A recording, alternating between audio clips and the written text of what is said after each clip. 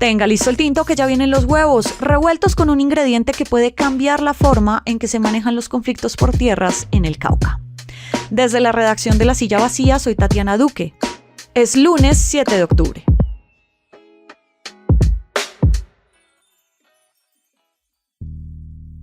Hoy vamos a hablar de ATEA. Es el nombre por el que se conoce un decreto expedido por el gobierno que reconoce la Autoridad Territorial Económica y Ambiental, de ahí el nombre, a los pueblos indígenas asociados al Consejo Regional Indígena del Cauca, el CRIC. El decreto le da autonomía en sus territorios para, entre otras, la protección ambiental y también para hablar con otras comunidades como las afro y las campesinas. De ninguna manera este decreto da poderes ilimitados a los indígenas ni poderes extraordinarios en la tierra caucana, como dicen cuentas desinformadoras en redes. Pero solo que existan estas desinformaciones muestra lo neurálgico que es hablar de tierras, de indígenas y de comunidades étnicas en Cauca, donde hay una veintena de conflictos por los territorios, según datos de la Defensoría del Pueblo. Hoy hablamos de qué trata el decreto, para qué sirve y cómo podría ser un piloto para las conversaciones sobre la tierra en Colombia. Carlos Duarte es profesor de la Universidad Javeriana de Cali y está adscrito al Instituto de Estudios Interculturales y conoce mucho de este tema. Muchas gracias por pasar por acá. Hola, ¿qué tal? ¿Cómo estás? Muchas gracias a ustedes por invitarme. ¿Cómo podrías describirnos los avances que da el decreto para las comunidades indígenas del CRIC, que específicamente señala este documento en términos de la tierra y también de protección ambiental? Vale, pues a ver, el decreto reconoce sobre todo el mandato de la autoridad territorial, económica y ambiental para las comunidades del CRIC, ¿no? Y bueno, esto está basado fundamentalmente en dos artículos constitucionales, el 330 y el 246, que habla de estas competencias territoriales ambientales y para la planificación económica para las comunidades indígenas, y lo que hace el decreto 1094 es desarrollarlo específicamente para las comunidades del CRIC. También se fortalece la capacidad de estas comunidades para tener una gobernanza ambiental sobre sus territorios y indudablemente refuerzan derechos como el de la consulta previa para todas las decisiones de orden económico en territorios indígenas. Entre muchas cosas, el decreto ordena a los indígenas, por ejemplo, hacer uso de sus territorios y cuidar los recursos naturales. Ahora, Carlos, que aplique en Cauca, donde está el CRIC, obvio, llama la atención en términos de conflictos de tierra. ¿Qué impactos lees que puede tener no solo para los indígenas, sino para otras comunidades que también están reclamando territorio, como los afro o los campesinos? Pues definitivamente, aunque el decreto es taxativo para hablar de territorios de comunidades indígenas, hay todo un ámbito de discusión sobre algunas de estas territorialidades. Las territorialidades que son resguardos constituidos pues no tienen ningún inconveniente, ¿cierto? Casi 250.000 hectáreas en el Cauca, pero a su vez hay otro tipo de territorialidades que no han surtido procesos como la clarificación de los resguardos coloniales, que son más o menos otras 200.000 hectáreas, o procesos de territorialidades ancestrales que aún no están delimitadas por parte de la autoridad territorial, la Agencia Nacional de Tierras. Aunque el decreto es muy sintético hablar de territorialidades indígenas, en la práctica en el Cauca todavía hay mucha discusión y definición en torno a esto, entonces seguramente ese es uno de los lugares de discusión posible en torno al ámbito de implementación de este decreto. Sin embargo, habría que decir dos cosas en paralelo. Uno, que es una propuesta que el CRIC pues no la sacó ahorita. Yo la conozco más o menos desde el 2013-14 y existen documentos del CRIC de congresos más o menos desde el 2017 donde se habla de este decreto, entonces es una apuesta de vieja data del CRIC. Sí, incluso hubo un borrador de decreto en el último tramo del gobierno Santos. Claramente, o sea, es una propuesta de vieja data que no solamente, implica una discusión profunda con las comunidades campesinas y afrocolombianas, sino que también implica una discusión fuerte con la misma corporación autónoma regional del Cauca. A ver, acá se me ocurre consultarte, pero yo no sé qué tan descabellado sea. Si ya hay un decreto que da estas facultades en estos territorios indígenas, ¿debería haber otro entonces para proteger las tierras de los campesinos y otro más para los territorios afro? Pues mira, la pregunta que haces es, creo que el corazón de esta discusión, ¿cierto?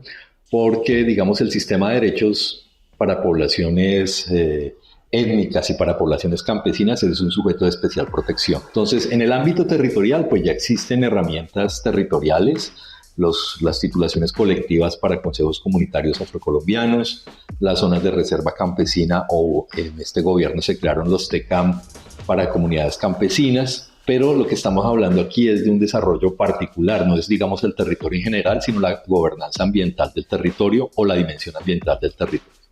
En ese sentido, las comunidades afrocolombianas tienen herramientas que se pueden, digamos, operativizar de una manera similar a la TEA. La pregunta que cabe acá es, digamos, si es posible que a través de esta herramienta de la TEA, que también tiene, digamos, un artículo que nos habla de la necesidad de generar procesos de diálogo intercultural con comunidades, entre comunidades indígenas, afrocolombianas y campesinas, pueda ser, digamos, quizás un piloto interesante para desarrollar una gobernanza intercultural, aunque se trate de un decreto exclusivamente indígena. Carlos, políticamente hablando, el CRIC logra que el gobierno firme este decreto justo cuando estaba en Minga, en Bogotá, y por eso estaba en Minga. Y al mismo tiempo, otra autoridad indígena, la AISO, estaba protestando en Cauca porque no tenía la misma atención del gobierno como si la tenía el CRIC. ¿Crees que con esto el gobierno terminó ninguneando a una autoridad indígena y favoreciendo a otra? La consecución, digamos, de derechos o de decretos o de leyes en el país para los movimientos sociales siempre ha habido de la mano de la movilización, realmente, y en el Cauca aún más. Entonces, yo creo que, digamos, eso no es algo extraordinario. Y AISO tiene otra percepción de cómo lograr un poco esta gobernanza territorial, porque lo que entiendo es que ellos también vienen hace bastante tiempo en una discusión de una autoridad especial, o sea, el reconocimiento y el cumplimiento para ellos de lo que habla la Constitución colombiana. Habría que ver por qué unos sí y otros no, pero yo creo que hasta donde yo conozco, ambas comunidades, digamos, en ámbitos mayoritarios, han sido muy cercanas y a favor de este gobierno, tanto en el proceso electoral como en la práctica. Y bueno, no lo vería así como una contraparte política necesariamente. El fondo de las discusiones que se abrirán alrededor del decreto tiene que ver con la tenencia de tierras, no solo en Cauca, sino en todo el país. Carlos, ¿es mejor una reforma agraria general o decretos de este tipo para la protección de territorios? Pues la reforma agraria en Colombia es bastante compleja, ¿no? Y entonces, por un lado, la reforma agraria tiene ese modelo de compra de tierras de este gobierno, pero los resultados han sido también muy favorables en términos de formalización o de recuperación de tierras indebidamente adjudicadas. Yo creo que la versión de la reforma agraria en Colombia tiene que utilizar todas las herramientas posibles y diferenciar qué modelo de reforma agraria se adapta mejor a cada territorio. Es decir, difícilmente el modelo de reforma agraria del Cauca se puede implementar en el Bichada, en el Chocó o en Antioquia. Cada región tiene unas particularidades muy grandes y habría que ver definitivamente en el caso del Cauca y del norte del Cauca, pues existen espacios habilitados como la Comisión Interétnica e Intercultural de Diálogo, que esperamos este decreto pueda llevarse a esos espacios de discusión para que se aminorice la conflictividad, ¿cierto?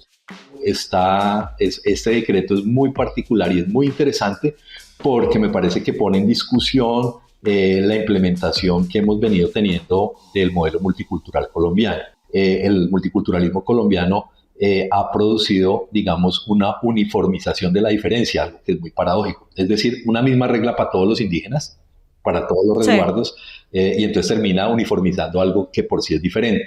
Este decreto creo yo que es una forma de ver hasta qué punto ese multiculturalismo se puede regionalizar, es decir, se aplica para estas comunidades del CRIC que sabemos son organizativamente muy fuertes, pero quizás este mismo decreto colocado en comunidades, por ejemplo, en el Amazonas o en otro lado donde el proceso organizativo es diferente, podría ser muy problemático. Y segundo, las facultades en el mismo artículo que establece que el diálogo intercultural con las otras comunidades debe ser, digamos, una piedra angular de toda esta implementación. Profesor Carlos Duarte, muchas gracias por pasar por acá. No, a ustedes por invitarme y muchas gracias. Esta semana estaremos atentas a si hay votación en el Consejo Nacional Electoral de la ponencia sobre la financiación de la campaña del presidente. En la Cámara se define en segundo debate la reforma laboral y sigue la cuenta regresiva para la COP16. Todo esto y más va a estar en lasillavacía.com, en nuestras redes y en el en vivo. Y por acá cada mañana estará servido su desayuno político favorito. Fernando Cruz es el productor de Huevos y María Camila Ladino es la practicante editorial. Yo soy Tatiana Duque y nos escuchamos mañana.